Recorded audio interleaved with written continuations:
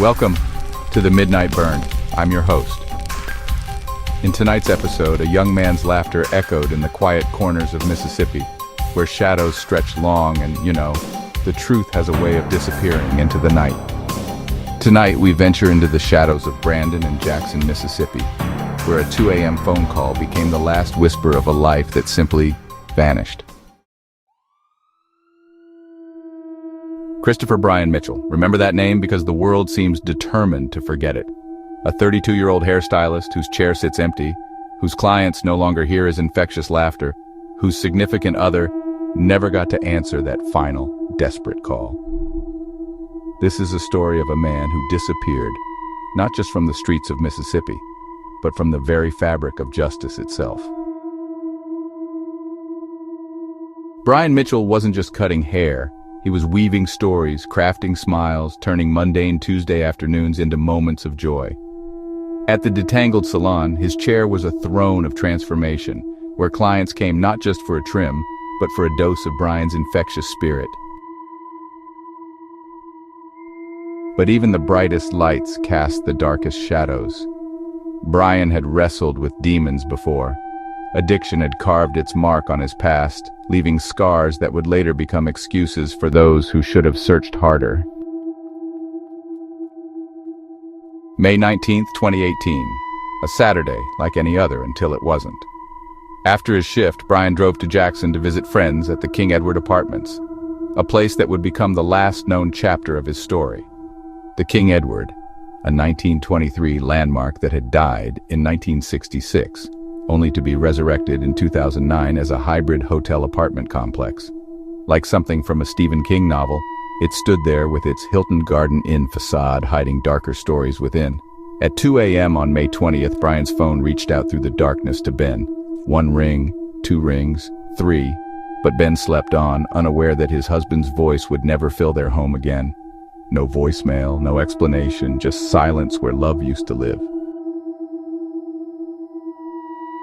The friends at King Edward told a story that shifted like Mississippi mud. Bryan had walked out in the middle of the night, they said. Just walked out into the darkness, into nothing. His truck sat abandoned like a metal tombstone, holding no secrets, offering no clues. When the Jackson police found the truck, they treated it like a parking violation rather than evidence. Just take it home, they told Ben. No investigation, no fingerprints, no attempt to preserve what might have been the last tangible connection to a missing man.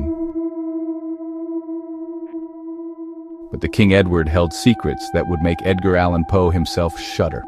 Whispers began to circulate about the reliability of Bryan's so-called friends. The woman who claimed to be his friend spun a tale about a stolen key fob, a digital breadcrumb that told its own story. Building records showed that fob was used for days after Bryan's disappearance. Was Bryan still there, coming and going like a ghost? Or was someone weaving lies as easily as a spider spins its web? More disturbing still were the rumors about the woman's live-in boyfriend's rage over a video Bryan had allegedly taken. What was in that video? What did it capture that was worth silencing a man forever?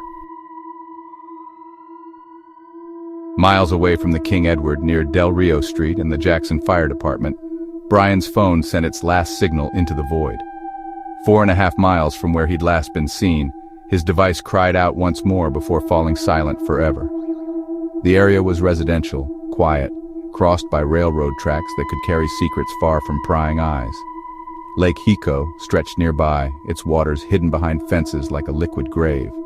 LaFleur's Bluff State Park spread across 300 acres of Mississippi wilderness, enough space to hide 1,000 secrets. The police knew about the phone's last ping. They knew, and they did nothing. In the shadows of Jackson, darker forces moved. The Simon City Royals allegedly had ties to the very apartment where Bryan was last seen. I'm not talking about the small-time dealers or petty criminals like most of the idiots who claim to be affiliated. They were an organization with reach, with power, with law enforcement in their back pockets. Did Bryan stumble into something he shouldn't have seen? Was that mysterious video the key to everything? In a world where police look the other way and investigations die before they begin, the truth becomes as elusive as morning mist. 4 possibilities emerge from the darkness, each more chilling than the last. The apartment theory. Something happened within those walls at King Edward, something that required silence, something that demanded Bryan disappear forever. The streets theory. Bryan walked into the night and found violence waiting. A drug deal gone wrong, a robbery turned deadly, the randomness of evil that stalks city streets. The overdose theory. Perhaps Bryan's demons finally caught him and someone panicked when they found him still and silent, choosing to hide the truth rather than face it. The truth theory, the one we may never know. Bryan's sister and Ben posted flyers like prayers. They created a Facebook page, helped find Christopher Bryan Mitchell, a digital candle in the wind. For a while, hope flickered. But hope is a fragile thing, and without fuel from law enforcement, it eventually guttered out. Bryan's mother waited. She prayed. She hoped. And she died without answers, taking her questions to a grave that may forever remain quieter than her son's. Today, the detangled salon operates without its brightest star. The chair where Bryan worked his magic sits ready, waiting for hands that will never again transform hair into art, for a voice that will never again turn a mundane appointment into a moment of joy. Christopher Bryan Mitchell, 5'10", 160 pounds, brownish red hair, green eyes, tattoos marking his neck like a signature, the letter B in Old English script, the number 22, and EST 1986. The year he came into this world, also tattooed, though we don't know the year he left it. 6 years have passed since Bryan Mitchell walked into that Mississippi night. 6 years since his laughter filled a salon chair. 6 years since a husband waited for a phone call that would never come again. The Jackson Police Department remains understaffed, overworked, and apparently uninterested in the ghosts that haunt their streets. State agencies never intervened. The FBI never knocked on doors. And somewhere in Mississippi, the truth about Bryan Mitchell remains buried deeper than the roots of those ancient oaks. But truth has a way of surfacing, like bodies in a river after spring floods. Secrets want to be told, lies want to be exposed. And sometimes all it takes is one person willing to listen, one voice willing to speak, one light willing to shine in the darkness. The dice of fate were cast that night in May 2018. They've been rolling ever since.